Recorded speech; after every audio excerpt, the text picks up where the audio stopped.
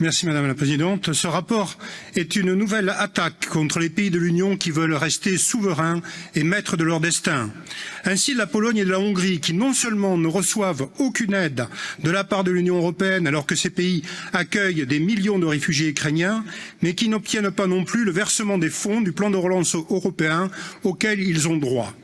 La Commission a en effet réussi à contourner le traité qui exige l'unanimité pour suspendre le versement de ces fonds grâce au mécanisme dit de conditionnalité validé par la Cour de justice de l'Union européenne, sanctionnant les États qui ne respecteraient pas l'état de droit, notion floue et discutable qui n'est en réalité que le reflet de l'idéologie fédérale et mondialiste de l'Union européenne. La Cour de justice de l'Union européenne a ainsi opéré en fait un véritable coup d'État judiciaire.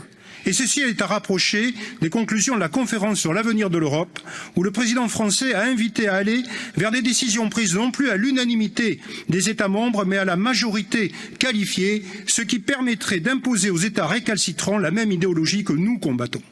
À la faveur des crises sanitaires et internationales, les mondialistes voient une opportunité nouvelle de faire progresser leurs idées. Ils ne veulent pas comprendre que seule une Europe des nations, avec des pays forts qui gardent leur identité et leur souveraineté, est de nature à renforcer l'Europe.